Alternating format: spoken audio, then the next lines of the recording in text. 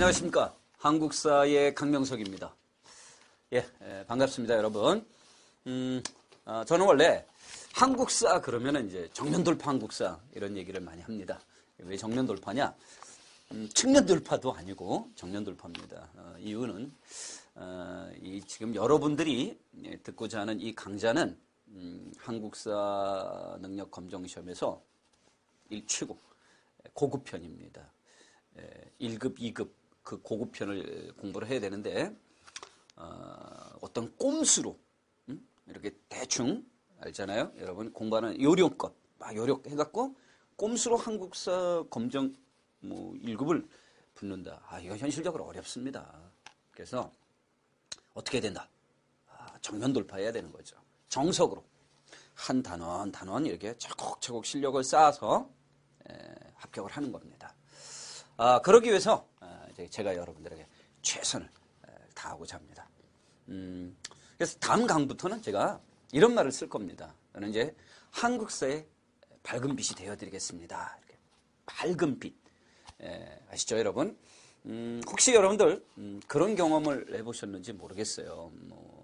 아주 예를 들면 외딴 시골 같은데 이렇게 또는 일반 주택가 같은 요즘 아파트 같은 데는 대부분 환해요. 환하기 때문에 그런 경험은 좀 덜합니다만 이렇게 외딴 시골 같은데 그리고 또 이제 일반 주택가 어두운 곳 이게 늦은 밤에 혼자 이렇게 갑니다. 그럼 좀 어두우면은 좀 겁나잖아. 요즘 같은 경우 하도 그런 일들이 많다 보니까. 그런데 내가 저 골목을 가야 되는데 어두워. 근데 누군가 그 골목에 가로등의 불을 탁 켜줘. 얼마나 반갑고 고맙겠습니까? 그렇죠? 그 환한 가로등과 같은 그런 밝은 빛이 되어드리고자 하겠습니다. 그래서 여러분들은 이 한국사 고급을 열심히 공부해서 합격을 할 수 있는 열정만 갖고 찾아와 주시면 됩니다. 그 열정을 갖고 오시면은 제가 이제 여러분들에게 이제 밝은 빛이 돼 있어서 쫙 이끌어 가겠습니다. 나이를 먹다 보니까 이제 머리도 많이 빠져. 머리마저도 이제 밝은 빛이 되려고 합니다. 좀 안타깝긴 한데 아무튼 한국사에서 여러분들에게 좋은 결과를 얻을 수 있도록 최선을 다하고자 합니다. 그러니까 여러분들은 열심히 따라와 주시면 되겠습니다. 한번 같이 멋지게 화이팅 한번 해보시고 한국사 강의를 시작하도록 하겠습니다. 여러분 됐죠? 자, 시작하겠습니다. 첫 강에 들어가겠는데 그렇게 중요한 부분은 아닙니다. 그런데 그래도 짚고 넘어가야 할 부분이 있어요. 역사의 의미입니다. 역사를 우리가 어떻게 볼 것이냐라는 거죠. 크게 이제 두 가지 의미로 살핍니다. 하나의 역사는 보통 우리가 사실로서의 역사 이렇게 얘기합니다. 자, 이거 사실로서의 역사. 알겠죠? 사실로서. 내가 말이야. 내가 어제 저기 빅뱅 만났어. 그러면 학생이 들을 거 아닙니까? 선생님 사실이에요. 이럴 거 아니야. 진짜? 이럴 거란 말이야. 진짜라는 얘기잖아. 실제 있었던 일. 알겠죠? 실제 있었던 일이다. 그러니까 이건 과거에 일어났었던 일이다라는 거죠. 그래서 이런 역사를 우리가 객관적 의미의 역사 이렇게 얘기합니다. 바로 이런 역사를 가장 대표적으로 강조하는 사람이 누구냐? 랑케예요. 랑케. 독일의 역사학자 랑케가 있는데 자, 이 사람은 뭐라고 얘기했느냐? 역사가는 자기 자신을 숨기라고 했어. 역사가는 자기 자신을 숨겨라. 그리고 과거에 있었던 사실로 이야기해야 된다 이렇게 얘기했어요. 그러니까 자기 자신을 숨기라. 여러분 뭡니까? 이 자기 자신을 숨겨라. 이 주관적 입장을 철저히 배제하라는 얘기지.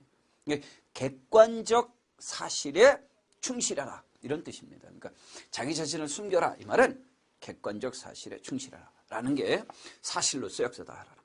이 정도 알아두시면 되겠고, 자, 두 번째 역사에는 기록으로서의 역사라는 의미가 있어요. 기록으로서. 기록. 자, 보통 우리가 이 기록으로의 역사를 주관적 의미의 역사다라고 하는 거죠. 왜냐하면 여러분 한번 생각해 볼까요? 과거에 있었던 모든 사건이 역사라고 합니다. 그러면 과거에 있었던 사건 중에 단 하나도 빠지지 않고 모든 사건들이 다 기록되었겠느냐라는 거죠. 그거 한번 생각해 볼까요? 그건 아닐 거라는 얘기죠. 우리 아주 쉽게 임진왜란이라고 하는 우리나라 역사에서 조선시대 가장 큰 사건 중 하나 임진왜란을 생각해 볼까요? 임진왜란 당시에 여러분 외놈들이 쳐들어왔을 때 자기 몸을 던져 나라를 지키고자 우리 민초들을 중심으로 일으켰던 의병이 있습니다. 어때요? 의병은 얼마나 있었을까요? 그 의병을 이끌고 나라를 구하고자 했던 의병이 얼마나 있었을까요? 몇 명? 10명? 100명? 그런데 여러분 얼마나 많았겠어요. 그런데 교과서에 실린 의병은 극히 일부이죠. 그렇죠? 일부란 말이야. 뭐냐? 역사가가 선택한 거야. 이렇게 선택. 역사가가 선택을 한 거야. 근데 이 선택은 어디까지나 주관적 입장이다라는 거죠. 주관적 입장. 그래서 역사가에 의해 선택, 이건 주관적 입장이다. 선택에 의해 쓰여진 역사를 우리가 기록으로의 역사다라고 얘기를 합니다. 대표적인 영국의 역사학자 E.H. 카가 있습니다. 그는 역사는 과거에 있었던 사실과 현재를 살아가는 역사가가 끊임없는 대화 속에 이루어진다고 합니다. 그러니까 과거와, 이건 역사적 사실이죠. 과거, 옛날에 있었던 사실을 말합니다. 사실. 이건 사실이야. 알겠죠? 그 다음에 현재. 이건 누구야? 역사가야, 역사가. 그러니까는 과거에 있었던 사실은 역사가를 만나야 비로소 세상에 이것이 알려지게 되는 거예요. 알겠죠? 그래서 사실은 역사가를 꼭 만나야 돼. 역사가는 사실을 밝혀내야 되는 거죠. 그래서 과거와 현재와의 끊임없는 대화가 바로 역사다라고 주장하기도 합니다. 그래서 역사란 이렇게 크게 두 가지 의미로 우리가 살펴보시면 됩니다. 역사의 의미는 그래서 하나는 사실로서 역사, 또 하나는 기록으로 역사. 사실로서 역사는 객관적 의미, 기록으로 역사는 역사가가 선택, 여러 가지 중에 하나를 선택, 주관적 의미, 이렇게 보시면 되겠다라는 거죠. 그래서 이렇게 역사의 의미 두 가지를 우리가 알아두시면 되겠습니다. 자, 이제 그 다음으로 넘어가도록 하겠습니다. 자, 이제 그 다음의 내용이 바로 뭐냐? 선사시대의 전개라는 부분입니다. 선사시대의 전개. 자, 근데 제가 이렇게 선사시대의 특징을 이렇게 한번 쭉 봤어요. 이렇게 한번 쭉 정리를 해드리긴 했습니다. 자, 이렇게 정리를 해드렸는데, 사실요, 우리가 이제 뭘 알아야 되냐면, 역사를 공부하는 좋은 방법으로 우리가 한번 찾아봐야 됩니다. 역사를 어떻게 공부할까? 막 단순히 암기해야 될까? 여러분, 막 암기해요? 구석기, 뗀석기 이렇게 막 외웁니까? 그렇게 외워갖고는요, 이 많은 양의 한국사 공부를 하기에는 무리입니다. 정말 무리입니다. 그러면 어떻게 해야 되느냐? 중요한 내용들 잘 이해해야 됩니다. 자, 제가 이 선사시대 특징을 설명할 때 그렇게 설명하고자 합니다. 여러분들이 제가 중요한 사항을 중심으로 딱 설명을 합니다. 그럼 그 중요한 사항을 이해를 하시는 거죠. 그렇죠? 그리고 그 중에 가장 중요한 키워드, 핵심적 단어를 그건 외워야 됩니다. 그 다음부터는 단어를 연상해 나가는 거죠. 알겠죠? 그렇게 나가면서 이해하는 거예요. 그러면 암기할 부분을 최소화시키면서 역사를 공부할 수가 있게 됩니다. 그러면 보다 더 좋은 성적을 얻을 수도 있다라고 보는 거죠. 자, 그러면 한번 제가 어떻게 설명하느냐 잘 보시기 바랍니다. 연상하는 거죠. 단어를 잘, 그죠? 자, 보겠습니다. 이쪽에다가 먼저 이야기를 하고 난 다음에 설명을 좀 하도록 하겠습니다. 자, 여러분, 우리나라 역사를 구분하는 데 있어서 매우 중요한 부분이 있어요. 자, 우리는 언제부터 시작됐을까? 역사는 언제부터 시작됐을까라는 건데, 우리가 오늘 배워야 될, 이 시간에 배워야 될 선사시대는 지금으로부터 약 70만 년 전이에요, 여러분. 70만 년 전. 70만 년 전이에요. 이때 무슨 시대가 시작됐다? 구석기가 시작이 되는 거예요. 70만 년 전에 여러분 구석기가 시작이 됩니다. 그리고 많은 세월이 흘러서 8,000년이 됩니다. 이렇게 8,000년경에 뭐가 시작이 되냐면 신석기가 시작이 됩니다. 신석기. 그리고 또 많은 세월이 흐릅니다. 그래서 보통 20에서 15세기 정도 됩니다. 20에서 이건 기원 전이죠. 그래서 BC를 붙여야 되겠죠. 20에서 약 15세기까지 가면은 이때는 청동기가 됩니다. 청동기. 자, 그리고 좀 더 갑니다. 이번에 BC 5세기쯤 가면은 뭐가 온다? 철기시대가 됩니다. 보통의 우리가 여기까지를 무슨 시대라고 묶는다. 이 시대를 보통 우리가 무슨 시대라고 한다? 선사시대다라고 얘기합니다.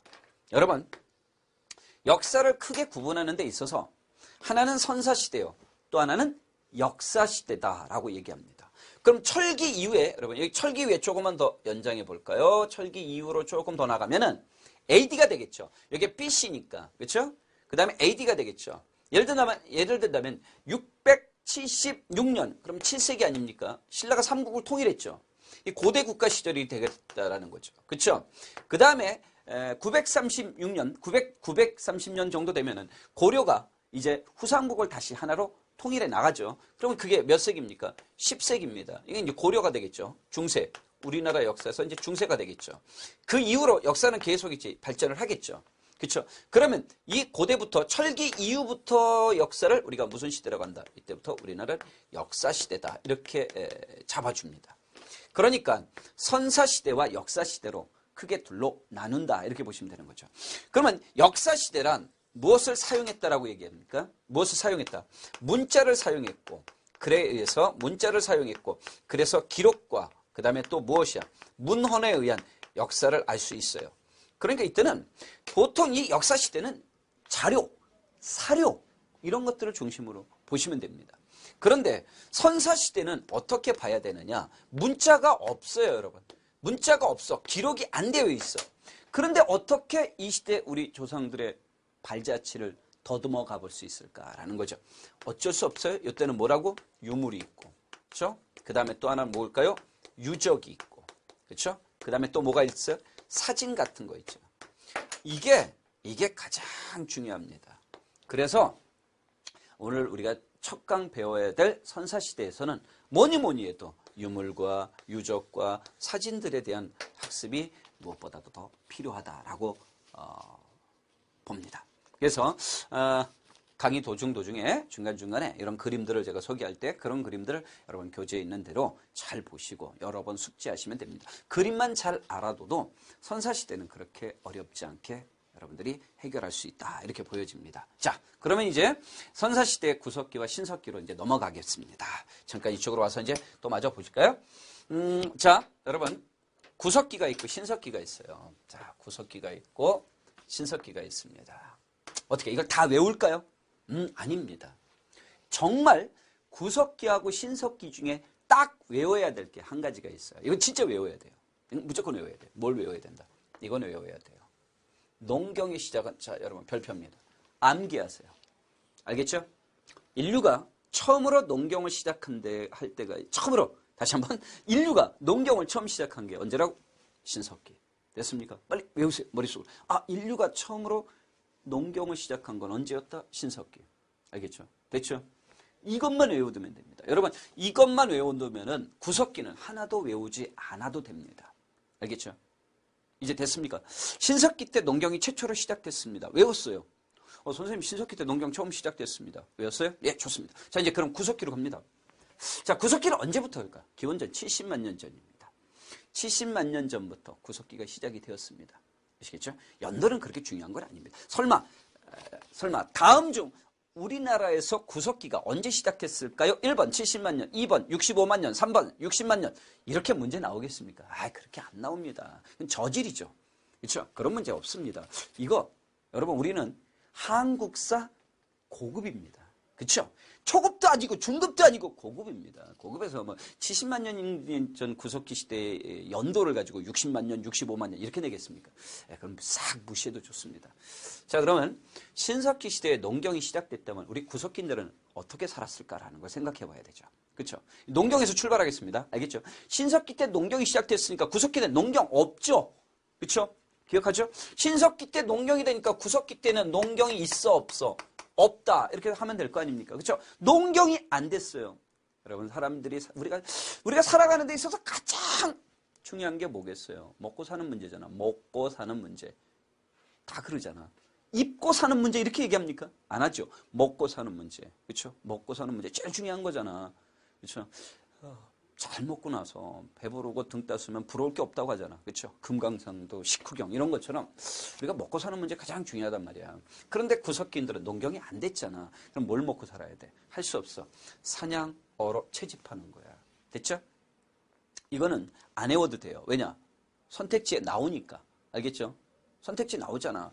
선택지 구석기 때는 농경이 안 됐다는 것만 기억하면 되잖아. 신석기 때 농경 처음 됐으니까. 그럼 구석기 때 농경이 안 됐으면 뭐 했다? 그때 구석기 때 농경이 안 했는데 뭐 했는데 내가 공부를 하긴 했는데 잘 기억 안 나? 그런데 선택지 2번에 사냥, 어로, 채집 나와. 아, 이거구나. 그쵸? 사냥하고 어로하고 채집합니다. 이런 경제를 우리가 뭐다? 자연경제라고 합니다. 자연경제. 자연경제는 뭐야? 자연이 주어진 혜택. 자연이 준 혜택. 그걸 그대로 우리가 얻어내는 거죠. 그렇죠? 예, 좋은 말입니다. 이건 좋게 말하면 이런 거죠. 자연이 준 혜택을 그대로 누린다. 그래서 사냥하러 다닌다. 그렇죠? 물고기 잡으러 다닌다. 그다음 나무에 과일을 딴다. 좋게 얘기하는 거예요. 조금 더 낮춰 부르면 주워 먹으러 다닌다. 이렇게 봐도 좋습니다. 자, 봐요. 사냥을 해야 되는데 여러분 사냥을 해야 되는데 어로도 하고 채집도 해야 되는데 사냥할 때 맨손으로 할까? 아니 구석기인들은 우리가 살지 않았던 우리가 지금 모르지만 구석기인들이 그렇게 덩치가 컸을까? 주먹이 그렇게 셌을까? 완펀치 한 방으로 딱 동물 잡을 수 있었을까? 못 잡죠. 그럼 사냥하려면 뭐가 필요했겠어요? 사냥하려면. 그렇죠? 사냥 도구가 있었겠죠. 그렇죠? 다양한 도구 중에 하나가 뭐야? 뗀석기가 있었을 것이다라는 거죠. 뗀석기. 뗀석기는 큰 돌을 바위에 부딪혀서 깨트린단 말이야. 알겠죠? 큰 바위에 부딪혀서 이렇게 딱 던져서 깨트려. 그러면 이렇게 깨진단 말이야. 알겠죠? 이렇게 깨어졌다라고 해서 이걸 우리가 뭐라고 한다? 뗀석기라고 한단 말이야. 그래서 사냥을 뭘로 한다? 뗀석기로 한다는 얘기죠. 또는 커다란 동물의 뼈를 가지고도 사용하는 경우도 있습니다. 뗀석기를 갖고 일단 사냥한다. 이렇게 알아두시면 되겠고 그 다음이 중요한데 자 이렇게 사냥을 했습니다. 그렇죠? 근데 이때 사냥을 할 때 여러분 사냥하고 채집하고 할 때 혼자 해야 돼? 여럿이 다니고 한 곳에 있어야 돼? 아니에요 여러분. 사냥을 하려면 동물을 잡으러 다녀야 되잖아. 그렇죠? 우리 동네 먹을 게 없어. 그럼 어떻게 돼요? 다른 곳으로 이동해야 됩니다. 그래서 사냥으로 채집하는 사람들은 어떻게 해야 된다? 이동할 수밖에 없어. 우리 동네에 더 이상 먹을 게 없어요. 그러면 이동해야 되죠. 그렇죠? 이동해야 됩니다. 여러분 이동하면서 사냥하러 다니고 이동하면서 채집하러 다니는데 혼자 다니는 게 좋을까? 여럿이 다니는 게 여럿이 다녀야 되지. 잘 생각하세요. 알겠죠? 자 연상하는 겁니다. 사냥은 혼자 하는 게 유리하다. 여럿이 다니는 게 유리하다. 여럿이 다녀야 되죠. 그렇죠? 여럿이 다녀야 된다. 이때를 우리 뭐 한다? 떼지어 다닌다고 해요. 아이들이 학생들이 막 우르르 몰려다니자. 야 이놈들아 왜 이렇게 떼지어 다녀? 이런단 말이야. 그렇죠? 이건 우리 말로 떼지어 다닌다라고 하는데 이걸 좀 더 이렇게 지적인 표현으로 한다면 뭐 한다? 무리지어 다닌다. 무리지어 다녀야 돼. 사냥은 무리를 지어 다녀야 돼. 왜 사냥을 무리지어 다녀? 혼자 다니면은 아니 나 혼자 동물 잡으러 다니다 내가 사냥을 당해. 알겠죠? 아니 여러분 거대한 맘무스인데 맘무스 나 혼자 잡으러 가다 내가 맘무스에 잡혀. 그러니까 혼자 다니면 오히려 자기가 사냥을 당해. 사냥하러 다니는 게 아니라. 그러니까 여럿이 무리를 지어 사냥하러 다닐 수밖에 없다라는 거죠. 여럿이 무리를 이뤄 다니는데 이 단위는 기본적으로 이제 가족을 단위로 하고 다닙니다. 가족 단위의 무리사회였다라고 보시면 되겠고요. 이때는요. 계급이 없는 무슨 사회였다? 평등사회였습니다. 자 여기서 평등사회였는데 조심할 게 하나 있어요. 평등사회인데 조심할 건 뭘 조심해야 되느냐?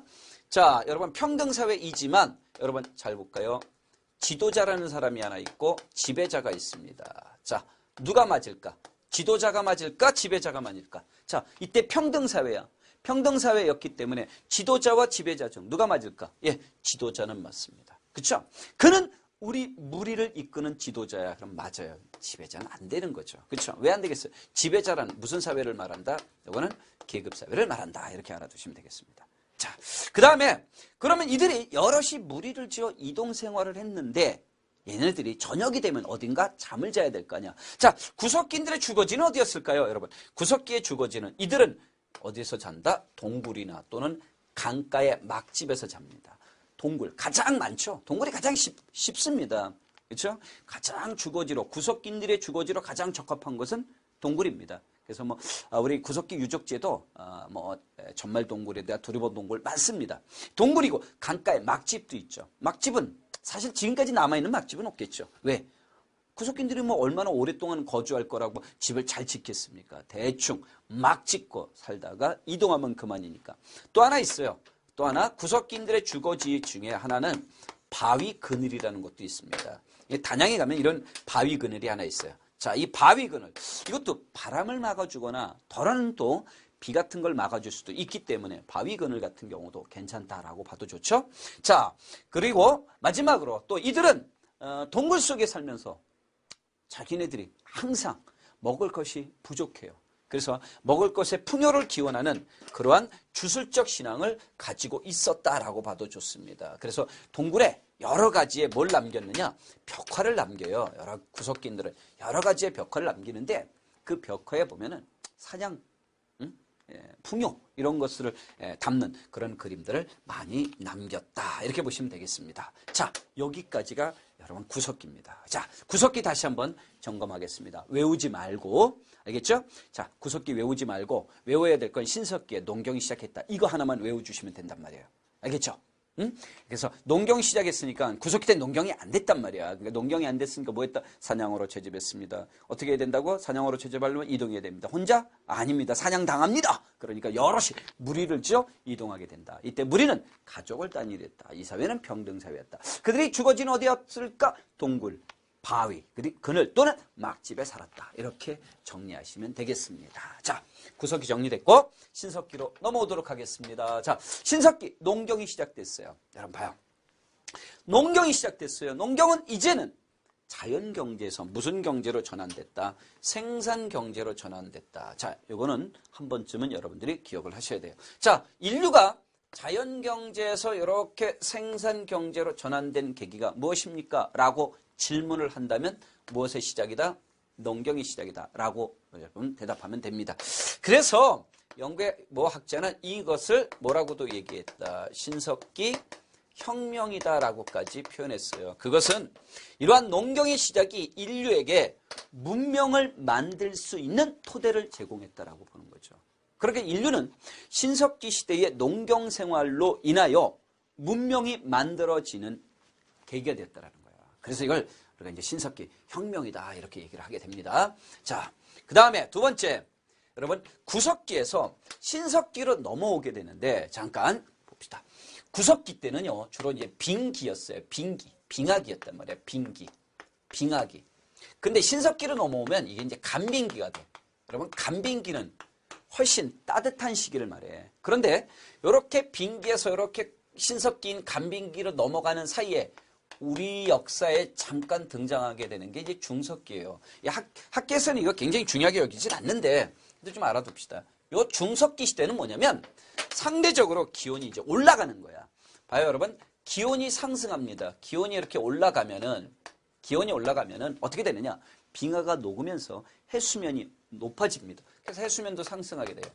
이렇게 상승하게 되죠. 그래서 저지대가 침수합니다. 그래서 저지대가 침수함으로써 우리와 중국 사이에 바다가 생깁니다. 그게 서해바다, 즉 황해바다가 되는 거죠. 원래 구석기 때는 중국과 한국과 일본이 대륙으로 하나로 연결되어 있어서 그래서 구석기인들은 요 이동 생활할 때 이들의 이동은 어디를 가냐면 만약에 예를 들면 중국에 살고 있었다면은 이들이 이동을 한단 말이에요. 어떻게 이동한다? 이들이 우리 한반도를 거칠 수 있어. 얘네들이 한반도를 거쳐서 어디로 간다? 일본으로 건너갈 수도 있다라는 얘기죠. 빙기 때는 이게 하나의 대륙으로 연결되어 있었기 때문에 따라서 중국을 거쳐 한반도를 거쳐 일본으로 이렇게 이동하는 구석기인들을 우리의 직접적인 조상으로 보기에는 무리란 말이야. 알겠죠? 그런데 이제 중석기 때는 기온이 올라가고 해수면이 상승하면서 날씨가 따뜻해지기 시작한단 말이야. 이러니까 동물들이 맘모스, 거대한 맘모스 있죠. 그렇죠? 예? 이런 매머드 같은 이런 큰 동물들이 점차 사라지고 작고 빠른 짐승들이 등장합니다. 그러면 어쩔 수 없어요. 작고 빠른 짐승들이 등장하면 그 동물들을 잡기 위한 도구도 작아야 돼요. 그래서 이때부터는 잔석기와 더불어 이음도구라고 하는 게 등장합니다. 이음도구죠. 대표적인 게 이제 이음도구라는 거 대표적인 게 이제 쓴배치르기가 되는데 이런 것들이 등장하게 됩니다. 자, 그리고 신석기가 넘어왔는데 왜 갑자기 중석기였느냐? 신석기에 와서는 원시 수공업이 발달했다 이 설명을 해야 되는 거야. 근데 왜 원시 수공업이 발달하냐? 구석기 때는 빙기였으니까 추웠단 말이야. 추웠기 때문에 우리 구석기인들은 어떤 옷을 입었겠느냐라는 거야. 여러분, 빙기 시대에 우리 구석기인들은 어떤 옷을 입었겠어? 동물 가죽이야. 동물 가죽. 알겠죠? 동물 가죽. 모피. 야, 응? 모피. 알겠죠? 밍크 코트, 오리털 파카 이런 걸 입었단 말이야. 추웠기 때문에. 알겠죠? 지금으로 굉장히 비싼 옷을 입었던 거였죠. 그런데 날씨가 점차 따뜻해져.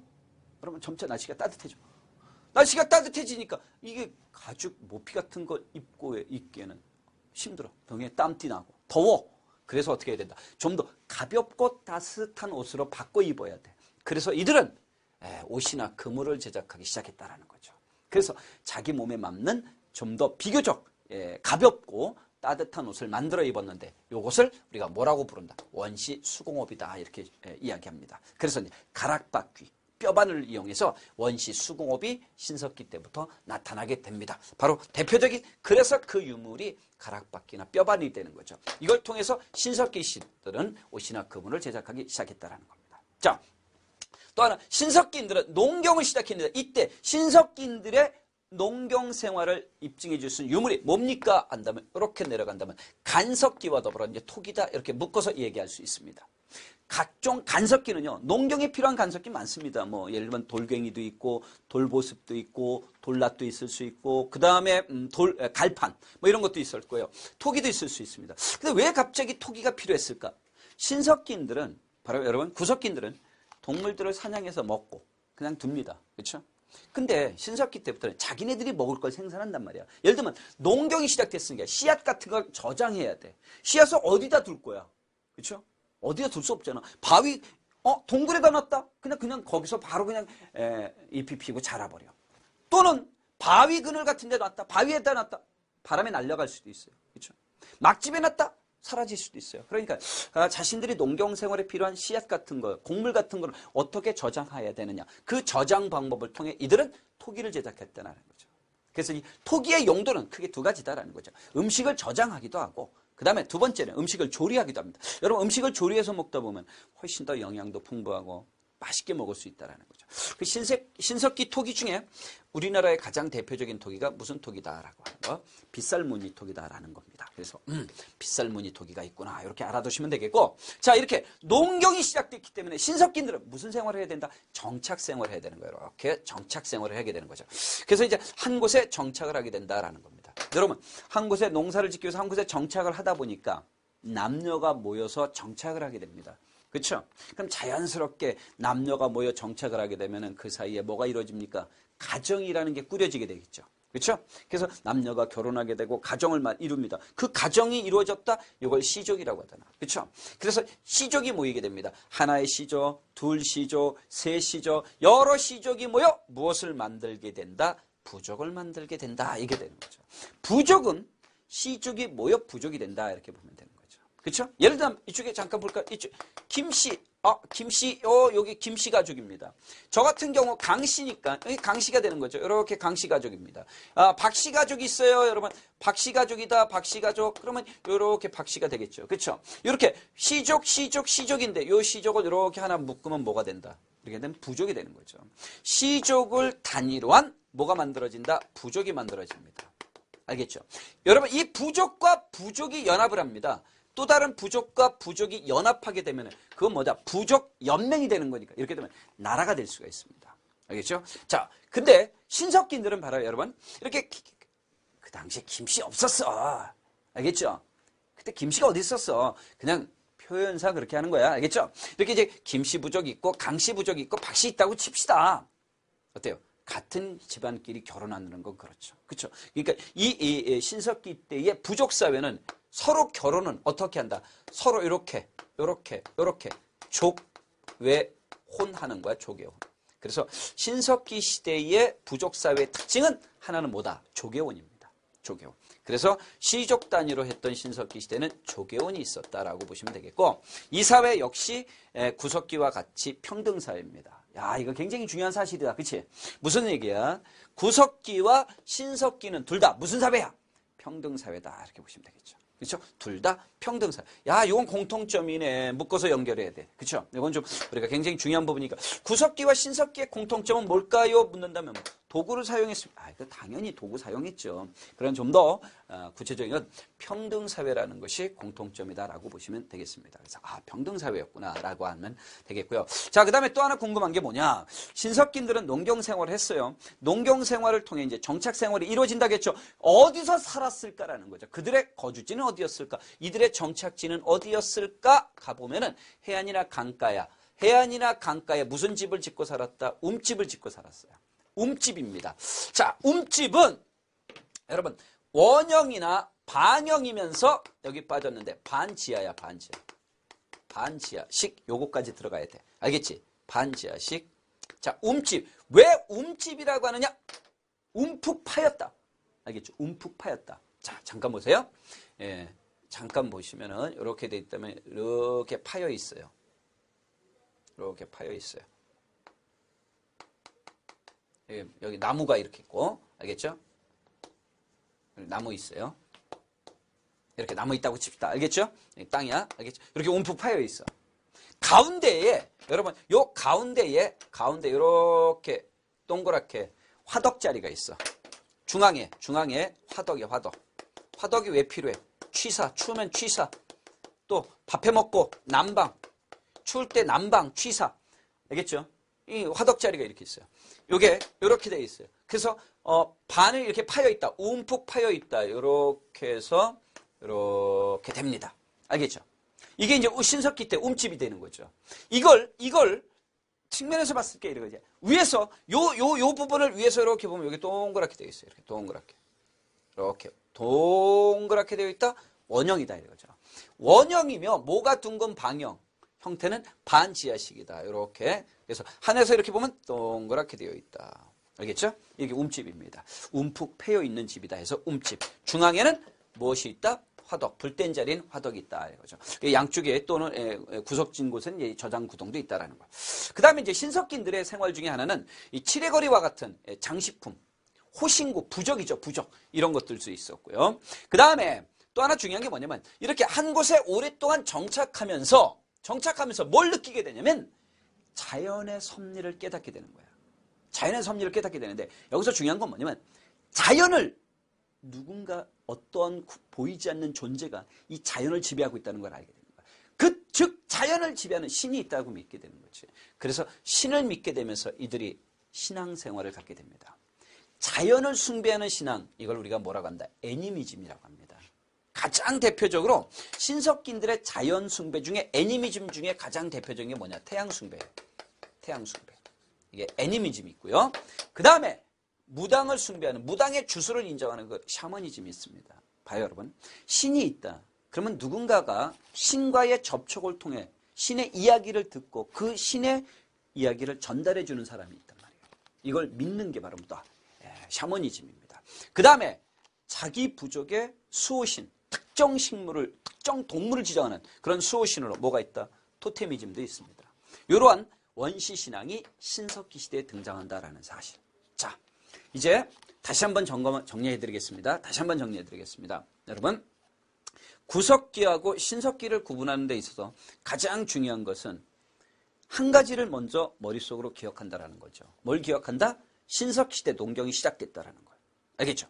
신석기 때 농경이 시작됐다는 걸 기억한다면 구석기 때 농경이 안 됐단 말이야. 그럼 구석기 때 뭐 했다? 사냥으로 채집했다. 이걸 위해서 그들은 이동생활했고 무리를 지어 다녔다. 알겠죠? 그리고 강가나 동굴에 막집에 살았다. 끝. 그럼 신석기인들 농경을 시작했다.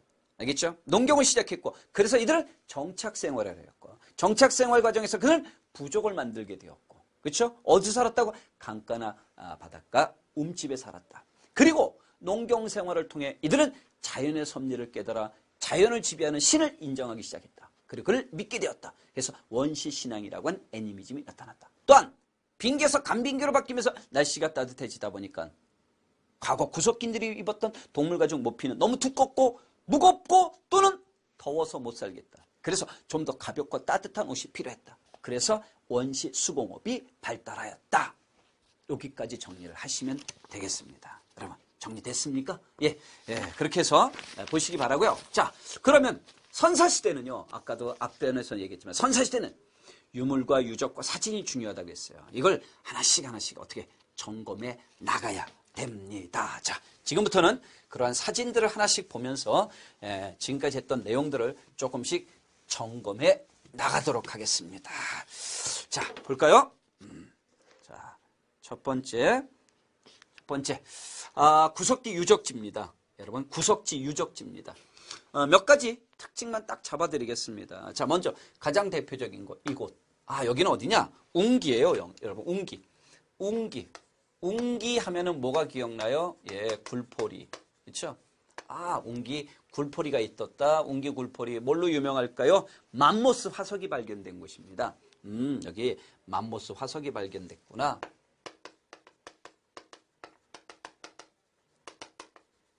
이렇게 알아두시면 되겠고. 그 다음에 또 우리나라 덕천 승리산인도 있고요. 상원 검은모루도 있고, 연천 기억해야 되겠다. 그렇죠? 이렇게 핵심적인 것만 몇 개 빼서 보겠습니다. 연천에는 여러분 경기도 연천은 비무장지대 아닙니까? 연천에는 뭐가 있다? 전곡리 유명하죠? 그렇죠? 여기 비무장지대입니다. 연천 전곡리는 뭐가 유명한다? 유럽식의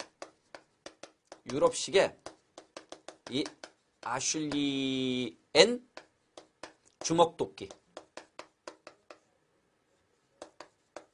이게 발견됐어요. 유럽식 아슐리엔계 주먹도끼가 발견됐어요. 아슐리엔계 주먹도끼가 발견됐다. 이렇게 연천 전곡리 정도 알아두시면 되겠고, 그 다음에 이 제천. 여기 제천도 있고, 그죠? 그 다음에 단양을 볼까요?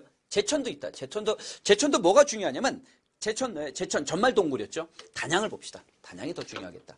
그렇죠? 이렇게 해서 이렇게 뽑아서 우리 단양을 봅시다. 단양에는 바위 그늘로 유명한 우리나라 구석기 유적지가 있습니다. 상사리예요, 상사리. 상사리가 있는데 우리나라 대표적으로 이 바위 그늘로 유명한 유적지입니다. 바위 그늘로 유명한 유적지고, 그 다음에 아무래도 구석기에서 가장 요즘 유명한 부분 중에 하나가 이렇게 뽑아본다면 청원이죠. 예, 충청북도 청원에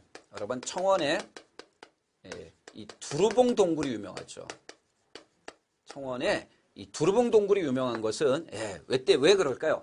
어린아이 유골이 발견됐죠. 그렇죠? 그래서 대표적으로 문순아이, 흥수아이 유골. 그렇죠? 흥수아이 유골이 인골이죠. 유골이 발견된 것으로 유명하다. 이렇게 알아두시면 되겠고요. 잠시 후에 그림을 통해서 한번 더 보도록 하겠습니다.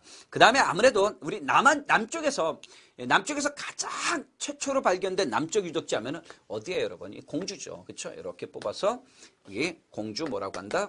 석장리. 그렇죠? 자, 이 공주 석장리는 남한 최초죠. 남한에서 가장 먼저 구석기 유적이 발견된 곳이다 해서 남한 최초 이렇게 알아두시면 되겠습니다. 이 정도는 알면 되지 않을까 그렇게 생각을 합니다. 그래서 구석기 유적지로 웅기 굴포리, 그 다음에 연천 전곡리, 단양 상사리, 청원 두루봉, 공주 석장리 이렇게 5가지 정도는 좀 알아두시기 바랍니다. 자, 다음으로 넘어가서 실제 구석기 유물들을 한번 쭉 살펴보도록 하겠습니다.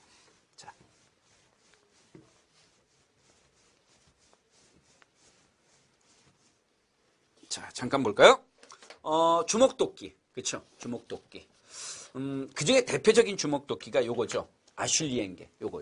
요게, 여러분, 요 주먹도끼가 유럽식 아슐리엔계 주먹도끼입니다. 알아두시면 되겠고요. 그 다음에 쓴배찌리개. 이제 구석기 후기. 보통 중석기라고 하잖아요. 이음도구라고 했죠? 이음도구. 그러니까 예를 들면, 요 쓴배찌리개는 어떻게 이음도구를 만드냐면, 요 부분이 있죠. 요거 빼쪽하잖아. 그쵸? 여러분, 이렇게 빼쪽하니까 요건 뭐가 돼야 돼? 요건 창이 돼야 되겠죠. 그쵸? 그러면 이 돌로 창을 할 수 없잖아. 그쵸? 창을 하려면 그럼 여기다 나무를 끼는 거죠. 이렇게 여러분, 여기다 이렇게 나무를 끼는 거예요. 이렇게. 알겠죠? 이렇게 나무를 끼는 거예요. 여기 나무 끼는 거죠. 이렇게 해서 이 부분이 뭐가 된다? 나무가 되는 거죠. 이렇게 되는 건데, 여기 이제 쓴배질이겠죠. 응? 이렇게 나무 껴서 이걸 던지는 거죠. 왜? 동물들이 중석기 시대로 넘어와 구석기 후기가 되면 기온이 상승하니까 몸집이 작고 빠른 동물들이 등장한단 말이에요. 이제는 던져 잡아야 된다는 얘기죠. 그래서 이렇게 쓴배치리개 같은 경우 나왔다라고. 이것도 마찬가지고요. 그렇게 하면 되겠고요. 그 다음에 이제 또 아래쪽에 뗀석기, 흑요석이라고 했는데 뗀석기. 이게 이제 보통 이제 글개로 많이 쓰는 거예요. 이 글개로 많이 쓰게 됩니다. 이게 작은 새기개 막 새기는 거, 새기 또는 글개로 쓰는데 요거 왜 집어넣느냐? 18회에 나왔어요. 18회. 알겠죠? 18회 고급편에 이 문제가 나왔어요. 구석기들이 다음 중 어떤 도구로 사용했느냐라고 나왔어요. 이게 주로 이제 유리 화산암 유리계입니다. 쉽게 말하면 유리질의 화산암이라고 보시면 되죠. 이제 백두산 계열이라고 봐서 백두산의 화산 활동을 통해서 이걸 썼던 사람이 남쪽까지 내려왔구나 이렇게 생각하게 되는 거죠. 그래서 이제 이것도 있고 그 다음에 이제 유명한 게 흥수아이죠. 청원의 두루봉 동굴에 김웅수 씨가 발견한 흥수아이입니다. 흥수아이라는 것은 뭐 이 아이의 이름이 아니죠. 아이의 이름은 아니죠. 이 아이가 뭐 어떻게 뭐 여러분 구석기 유골인데 이게 뭐 여기다 아이 이름표 여기다 이렇게 해서 이 아이는 이 아이는 흥수입니다. 흥수. 그러니까 나중에 이 유골을 발견하신 분은 얘를 흥수라고 불러주세요. 이거 아니라는 거죠. 알겠죠? 발견한 사람이 김흥수라고 해서 그 이름을 따서 이제 흥수아이라고 한 거죠. 이 전체의 키가, 요게 유골이 발견된 유골이고, 요게 이제 전신을 복원한 사진이거든요. 요게 신장이 한 120cm 정도. 그래서 이제 전체 유골의 크기를 보니까 5, 6세 정도 어린아이였다라고 하는 거죠. 그런데 이 흥수아이의 특징이 뭐냐면, 여기에 여러분, 이 그림 여기에 이렇게 쭉 보면은, 이 고운 흙, 아주 고운 흙이 있어요. 고운 흙이 발견되고 있고요. 또 이 안에는요, 여러분, 이 안에는 뭐가 있냐면 꽃이 있어요. 이렇게 막 꽃이 있어요. 그런데 특히 어떤 꽃이냐? 예, 이렇게 꽃을 꺾어 놓은 나무 있어요. 꽃을 꺾어 놓은 나무가 있는데, 꽃을 꺾어 놓은 나무가 있는데 대표적인 이제 아마 이제 추정하는 건 이제 국가로 추정하는 거죠. 그러니까 무슨 얘기야? 시신 위에다가 고운 흙도 뿌리고 이렇게 꽃을 꺾어 놓고 일종의 무슨 모습을 한다. 여기서 알 수 있는 건 뭐야? 일종의 이 장례 모습을 우리가 연상해 볼 수 있다라는 거죠. 그러니까 아마 부모들이 자식이 죽어서 애도하는 또 그런 마음에 슬픈 마음에 이렇게 장례를 한 모습이 아니었을까 이렇게 생각해 볼 수도 있습니다. 이게 이제 그 구석기 대표적인 유물 중 하나였다라고 보시면 되겠습니다. 자, 다음 문제로 또 한번 들어가도록 할까요? 예. 문제가 안 나오고 간석기가 먼저 나왔네요. 자, 간석기 잠시 후에 보겠고요. 신석기. 죄송합니다. 예, 문제가 여기 있네요. 뒤쪽에 와 있네요. 문제를 먼저 보겠습니다. 예, 먼저 구석기의 문제를 먼저 보고 앞의 내용으로 이제 바로 들어가겠습니다. 11의 고급 문제입니다. 밑줄근 흥수아이가 살고 있었던 시대의 생활 모습으로 옳은 것을 찾는 거죠. 그렇죠? 옳은 것을 찾는다. 자, 흥수아이는 방금 전에 어느 시대라고 얘기했어요? 구석기라고 했죠? 구석기 시대였다. 이렇게 얘기를 했습니다. 그러니까 다음 중 뭐 쭉 읽어봐도 됩니다. 이 구석기 시대의 화석인류다. 뭐 여기서 나왔으니까. 그럼 다음 중 구석기 시대의 생활 모습으로 옳은 것을 고르는 거죠. 자, 가락바퀴 뼈바늘 아까 얘기했죠? 언제? 신석기. 그렇죠? 무리를 지어 이동 생활했다. 구석기 나왔다. 반달 독칼 아직 안 배웠지만 청동기다. 그렇죠? 사람이 죽으면 독에 넣어 매장한다. 동무덤이죠. 이건 동무덤은 보통 우리가 언제 나오냐? 철기 시대 나옵니다. 토테미즘 샤머즘 언제? 신석기죠. 그래서 이 문제의 정답은 몇 번이다? 2번이다. 이렇게 구석기 문제는 이렇게 풀어주시면 좋겠습니다. 자, 그 다음에 이제 다시 또 앞쪽으로 가겠습니다. 자, 이제 신석기로 넘어가겠어요. 신석기 유적을 또 한번 살펴보도록 합시다. 자, 유적지만 알아두시면 되겠습니다. 신석기의 대표적인 유적지는 아무래도 이제 우리 서울 한번 볼까요? 예, 서울. 예, 여기 서울. 예, 이렇게 뽑아서 서울 암사동이죠. 서울 암사동하고 그 다음에 여기 이렇게 뽑으면요, 여러분 이게 김해 수가리입니다. 김해 수가리. 그래서 이제 김해 수가리가 유명한데 요 둘은 뭘로 유명하냐? 빗살무늬 토기로 유명해요. 이 둘은 빗살무늬 토기로 유명하다라는 사실을 알아두시면 되겠고요. 그 다음에 이제 신석기 유적지 중에 유명한 것이 부산이에요. 부산에는 뭐가 있다? 동삼동이에요. 그래서 부산 동삼동에는 뭐가 있습니까? 그러면 조개가면이 있어요. 조개더미라고 해서 여기 이제 조개더미에서 이제 주로 우리가 이제 패충이라고 하는데 여기 패충과 더불어 조개가면이 유명해요. 조개 껍데기 가면에서 이제 조개가면이 유명하다. 이거 알아두시면 좋을 것 같아요. 그 다음에 이제 봉산도 알아두세요. 신석기 중에 봉산 어디냐? 이쪽에 있어요. 예, 봉산에 가면 집탐리 유적이 있어요. 봉산 집탐리입니다. 봉산 집탐리 유적이라고 하는데 여기는 탄화된 벽시가 발견됐어요. 탄화된 벽시가 발견됐다라는 사실. 여러분, 탄화된 벽시가 발견됐다는 걸 통해서 신석기인들의 무슨 생활을 할 수 있다고? 그렇죠. 농경 생활을 할 수 있겠구나. 이렇게 알아둘 수 있겠죠. 그렇죠. 그래서 한 요 정도는 신석기를 대표하는 유적지이니까 요 정도는 좀 알고 계시는 게 좋겠습니다. 자, 그러면 지금부터는 신석기 시대에 알아야 될 유물들을 한번 살펴보도록 하겠습니다. 자,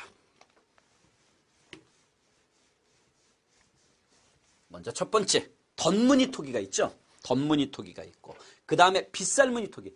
빗살무늬 토기는 신석기의 가장 대표적인 토기입니다. 신석기를 대표로 하는 토기는 빗살무늬 토기이다라는 거. 토기를 만든 목적이 뭐라고 했어요, 여러분? 토기를 만든 목적이 크게 두 가지라고 했죠. 하나는 음식을 어떻게 한다? 저장한다. 또 하나는 뭐 한다? 저장. 또 하나는 뭐 한다? 조리. 그렇죠? 음식을 저장하기도 하고 조리하기도 합니다. 그런데 왜 밑이 이렇게 뾰족할까? 그렇죠? 평지에서 쓰기 어렵겠죠. 주거지를 생각하면 되는 거야. 신석기인들의 주거지가 어디였다? 해안이나 어디였다? 해안이나 강가였다. 그렇죠? 그러니까 해안이나 강가가 되면은 상대적으로 토양이 모래이거나 또는 진흙이 될 수도 있고 비교적 토양이 부드러워. 그래서 이걸 꾹 눌러서 바닥에다 꾹 눌러서 사용하기가 더 편했다라고 보시면 되겠고요. 그 다음에 가락바퀴. 신석기인들의 대표적인 유물 중에 하나 가락바퀴. 여기다 나무를 껴갖고 막 돌리는 거야. 그래서 실을 만들어내는 거죠. 그 다음에 뼈바늘과 바늘통. 뼈바늘 뭐 하는 데 썼다? 예, 그물을 제작하거나 옷을 제작하는 원시 수공업이 이를 통해서 발달했다. 이렇게 보시면 되겠고요. 그 다음 자, 신석기인들 예, 좋습니다. 이번엔 이걸 좀 볼까요? 네, 움집 좋습니다. 움집도 볼까요? 자, 움집. 조개가면과 칠해걸 있고요. 움집 보겠습니다. 움집. 알겠죠? 움집. 움집 털을 잠깐 보십시오. 여러분. 잘 보이려나 모르겠는데 털을 보시면은 이렇게 둥굽니다. 알겠죠? 그래서 움집이 어떤 형태였다? 원형이었다. 이렇게 알면 되겠고. 그 다음에 요 가운데 이렇게 터. 여기도 있죠. 여기다 가운데. 이렇게 가운데. 이게 뭐 하는데요? 화덕이야. 신석기인들은 중앙에 뭐가 있다? 화덕이 있다. 이렇게 알아두시면 되겠습니다. 이런 움집터하고 화덕이 있었다라고 보시면 되겠고요. 자, 이제 신석기인들의 관련된 문제를 하나 더 보겠습니다. 신석기와 관련된 문제. 자, 볼까요? 자, 다음 집터를 남긴 사람들의 생활 모습으로 가장 적절한 거. 요 집터. 방금 전에 보았던 집터. 이렇게 동그랗게 가운데 여기 화덕. 요 화덕의 화덕. 알겠죠? 이게 뭐라고? 화덕이다. 알겠죠? 그 다음에 원형이다. 화덕과 원형을 통해서 이 유물을 집터를 남긴 사람들은 어느 시대, 이 사람들은 어느 시대, 신석기. 알겠죠? 자, 이게 제9회 고급 문제였습니다. 그래서 신석기 시대 생활 모습으로 옳은 것을 골라라 이겁니다. 자, 1번. 주변 저습지에 벼를 재배했다. 벼는 언제부터? 청동기부터 시작되었다. 이렇게. 명도전을 사용하여 중국과 교류를 했다. 명도전을 사용한 건 언제였다? 철기시대였다. 그 다음에 검은 간토기를 사용했다. 검은 간토기 역시 철기시대예요. 사람이 죽으면 옹기 안에 넣고 매장하였다. 이걸 우리가 흔히 동무덤이라고 하면 역시 철기시대. 취사와 남방을 위해 움집에 화덕을 설치했다. 정답은 요게 되겠네요. 그래서 요 문제 정답은 5번이 되겠습니다. 자, 이렇게 해서 이제 구석기하고 신석기까지 일단 내용을 정리해 드렸습니다. 자, 다음은 이제 청동기와 철기시대가 되겠습니다. 이 청동기하고 철기시대를 또 간단하게 우리가 조금 점검을 하도록 하겠습니다. 자, 이거 들어가기 전에 앞서, 청동기하고 철기시대를 정리하기 전에 앞서 잠깐만 우리가 이쪽에 좀 보시기 바랍니다. 자, 여러분. 우리가 구석기를 공부했고, 그렇죠? 구석기를 공부했고, 그 다음에 신석기를 공부했고, 구석기하고 신석기를 공부했죠. 그렇죠? 그 다음에 이렇게 청동기를 공부하게 될 겁니다. 이렇게 청동기를 공부하게 되는데, 구석기하고 신석기하고 청동기를 공부하게 되는데, 구석기하고 신석기에서 꼭 기억할 게 뭐라고 했습니까? 농경시작이라고 했죠. 그렇죠? 농경시작이다라고 했어요. 그러면 이 농경시작이 신석기의 특징이라면 구석기, 신석기, 청동기 중에 청동기의 가장 중요한 특징은 뭘까? 이건 계급 발생이에요. 여러분 계급이 발생했어요. 계급 발생. 계급이 발생이 청동기의 특징이 되겠습니다. 계급이 발생하였다. 그러면 계급 발생을 통해서 무엇이 이루어졌다? 이렇게 사유재산이 이루어지게 되는 거야. 아시겠죠? 그러니까 청동기의 가장 큰 특징은 계급 발생과 사유 계산을 이걸 알아야 되는 거죠. 그러면 왜 청동기 때 계급이 발생했을까라는 거에 초점을 맞춰야 되는 거예요. 왜 갑자기 청동기 때 계급이 발생했을까라는 초점. 알겠죠? 그 초점을 가지고 청동기의 생활들을 쭉 찾아 들어가면은 훨씬 더 여러분들이 청동기 공부하기가 수월하다는 얘기죠. 알겠죠? 왜 청동기 때 계급이 발생하였을까라는 걸 먼저 머리에 기억을 해 두시는 게 좋겠습니다. 아시겠죠? 자, 잠깐 보시기 바랍니다. 자, 이쪽으로 오겠습니다. 역시 우리가 사는 데 있어서 가장 중요한 거 먹고 사는 문제라고 했잖아요. 청동기 때 오면은 밭농사가 중심이 되지만 벼농사까지 발달해. 벼농사까지 등장하기 시작했어. 무슨 농사까지 등장하기 시작했다고? 벼농사까지 등장하기 시작했어. 자, 이제 생각해 나갑시다. 이렇게 벼농사가 등장하기 시작하니까 이렇게 뽑겠습니다. 농업 생산력이 증대돼요. 많아져요. 알겠죠? 농업 생산성이 많아지게 됩니다. 이렇게 농업 생산력이 늘어나면은 뭐가 발생해? 잉여 생산물이 발생하게 되는 거예요. 잉여가 나와, 잉여. 알겠죠? 뭐가 나와? 잉여가 나온단 말이야. 그러면 남는 걸 놓고 분배해야 될 거 아니야. 그렇죠? 여러분, 이 과정에서 분배 과정에서 결국 뭐가 발생한다? 분배 과정에서 뭐가 발생하는 거야? 계급이 발생하게 되는 거야. 아니 왜 분배하는 과정에서 계급이 발생하느냐고요? 아니 분배하는 과정에서 여러분 누군가가 더 많이 갖게 되는 거야. 누군가 더 많이 가져. 어떤 사람이 제일 많이 가질까? 그럼 어떤 사람이 분배할 때 어떤 사람이 제일 많이 갖겠어? 가위바위보? 가위바위보? 가위바위보? 가위바위보?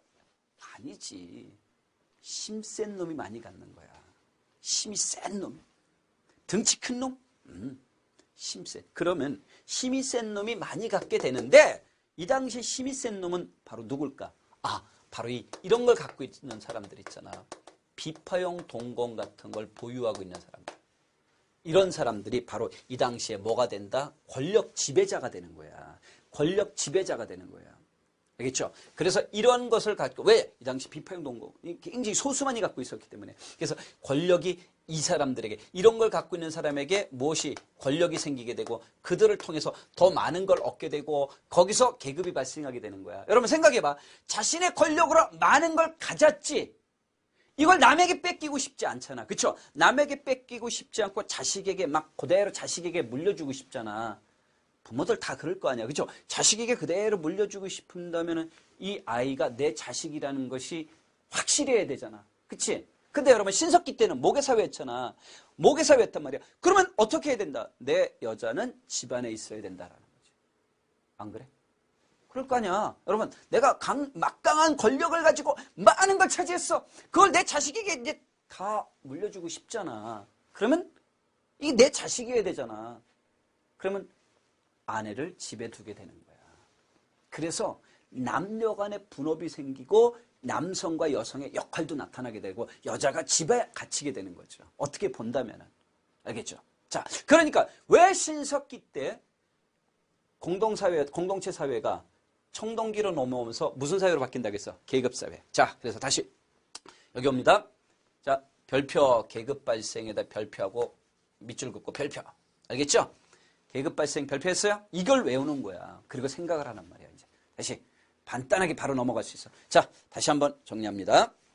청동기 때는 뭐가 발생했다? 계급 발생. 다시 한번 청동기 때 뭐가 발생했다? 계급 발생. 외우란 말이야. 신석기 때 뭐가 시작했어? 농경. 그것처럼 청동기 때 뭐가 발생했다고? 계급이 발생했다. 외운 거야. 알겠죠? 청동기 때 계급이 발생했다. 그러면 이제 그다음부터 생각을 하면 왜 생겼을까? 청동기 때 계급이 왜 발생했을까? 올라간다면 경제력으로 가는 거야. 알겠지? 쭉 가. 계급이 발생한 이유는 이렇게 경제로 간단 말이야. 밭농사 중심의 청동기에 벼농사가 시작되면서 농업기술이 발달해갖고 농업 생산력이 늘어나다 보니까 잉여 생산물이 발생하고 그 잉여 생산물을 분배하는 과정에서 힘센고 권력 있는 사람들이 더 많이 차지하게 되라. 이때 힘센 사람들이 바로 비파형 동검과 같은 것을 갖고 있는 사람들이다. 그들이 권력을 이렇게 그들이 스스로 군장이라고 한단 말이야. 이들이 지배자가 되고 대다수 많은 사람들이 피지배가 이래서 계급이 발생하였다라고 보시면 되겠습니다. 그 과정에 사유계산이 인정이 된 거야. 어때? 이해되겠습니까? 자, 유물로 갈까요? 이제 유물로 가겠습니다. 여러분, 청동기 때 대표적인 유물은 청동검으로서는 비파형 동검이 있고, 그 다음에 거친 무늬 거울이 있습니다. 청동기 때의 농기구에는요, 벼농사 같은 농기구에 들어가는 게 뭐야? 반달돌카와 바퀴널 도끼, 홈잡기 같은 거 있었습니다. 토기는 뭐 미송리식 톡이 있는데 미송리식 톡의 가장 큰 특징은 손잡이가 있다는 얘기예요. 손잡이. 보통의 우리 토기와 좀 다른 게 미송리식 톡에는 요렇게 알겠죠? 이렇게 됐는데 이 끝에 이렇게 손잡이가 있다. 이게 이제 미송리식 톡이다. 이렇게 알아두시면 되겠고. 민무늬 토기는 청동기를 가장 대표적으로 하는 톡입니다. 여러분 청동기들은 어디 살았을까요? 움집에 살았어요. 신석기와 비슷한 움집인데 모양이 조금 바뀌었어요. 지상가옥화 돼버렸고요. 움집의 형태는 직사각형입니다. 이들은요. 이제 점점점 인구도 많아지고 생산력이 많아지면서부터 이렇게 이제 배산임수의 취락을 갖게 됩니다. 이제 마을을 형성하게 됐는데 여기서 조심합시다. 배산임수는 여러분 앞에는 뭘 두고 하천을 두고 뒤에는 뭘 둔다. 산을 두는 거죠. 그래서 혹시 이게 이제 풍수지리설이 아닐까라고 생각할 수 있는데 절대로 아니다라는 거. 알겠죠? 풍수지리설은 아니다라는 거 알아두시면 되겠습니다. 예, 청동기 때 대표적인 무덤으로는 고인돌, 돌롤 무덤, 돌무지 무덤이 있다라는 정도. 자, 그러면 이제 철기로 넘어와서 어떻게 달라지느냐? 청동기가 예, 벼농사를 시장으로 경제가 발달했다면 철기 시대는요, 여러분 중국과의 교육이 이루어지게 됩니다. 이때 대표적인 유물이 명도전과 반양전 이런 것들이 있고요. 또 하나 달라진 점이 있다면 철기시대 와서는 세영동검, 잔무늬 거울, 거푸집이 있는데 특히 세영동검과 이 거푸집을 통해서 우리나라 청동기가 무엇으로 있었다? 독자적으로 청동기를 제작하는 청동기의 독자적 문화가 발달하기 시작했다라고 알 수가 있습니다. 토기는 민무늬 토기와 검은 간토기가 있고요. 철기시대 와서는 이제 귀틀집, 산간 지역의 평야의 초가집이 나타나게 됩니다. 무덤으로는 동무덤과 널무덤이 있다라고 알아주시면 되겠습니다. 자, 다음 청동기와 철기시대에 관련된 그림들을 몇 개 더 살펴보도록 하겠습니다. 예, 청동기 때 유적이 몇 군데 있습니다. 청동기 때 유적이 몇 군데 있으니까 이것도 우리가 한번 살펴보도록 하겠습니다. 대표적인 게 강릉에는요, 여러분, 강릉에는 교동이 유명합니다. 강릉에는 교동이 청동기 유적지로 유명하다라고 알아두시면 되겠고, 울산에는요, 울산에는 검단리가 있어요. 울산 검단리가 청동기 유적지로 유명하다라고 알아두시면 되겠고요. 그 다음에 또 유명한 게 부여 있죠. 여기 부여. 자, 부여에는 송국리 유적지가 유명하고요. 부여는 송곡리 유적지가 유명하다라고 알아두시면 되겠습니다. 그 다음에 유명한 강화와 고창 같은 경우는 뭐예요? 예, 고인돌 유명하죠? 강화와 고창은 고인돌이 유명하다라고 알아두시면 되겠고요. 이 정도로만 여러분들이 이 청동기 유적지가 있구나 알아두시면 되겠습니다. 그림 한번 또 살펴보도록 하겠습니다. 자, 청동기의 대표적인 유물 중에 하나가 이 비파형 동검과 미송리식 톡인데 이 둘은 말이야. 요 둘은 우리나라가 이제 저쪽에 북방, 그렇죠? 요령식이다. 우리나라 청동기가 요령식, 즉 북방계 청동기다라고 할 수 있는 그런 특징을 알려줍니다. 특징은 이렇게 양쪽에 손잡이가 있다라는 것이 미송리식 토기의 특징이다라고 알아두시면 되겠고, 그다음 넘어갑니다.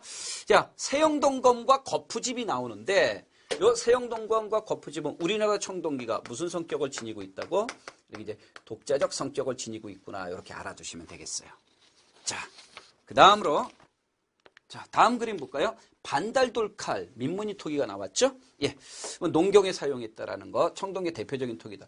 고인돌은 톡에서 당시에 지배계급과 권력을 상징해 볼 수 있다라는 거 알 수가 있고, 명도전, 반냥전, 붓은 어느 나라와의 교류, 중국과의 교류에 활용되었구나라고 알아두시면 될 것 같습니다. 자, 이제 마지막으로 하나 더 보겠습니다. 예, 고령의 양전동 바위 그림이죠. 요 바위 그림의 특징은 이렇게 되어 있는데, 이렇게 뽑으면 이게 뭐야? 동심원이죠? 아, 이 동심원 모양이구나. 그래서 이제 이거는 주로 뭐다? 태양 숭배와 관계가 있구나라고 알아두시면 되겠습니다. 자, 그 다음에 또 하나의 그림은 더 볼까요? 예, 울산 반구대 바위 그림이죠. 예, 뭐 여기엔 특히 고래가 많이 나와 있고, 그래서 물고기 잡이의 풍성을 기원하는 그런 내용을 담고 있다, 이렇게 보시면 되겠습니다.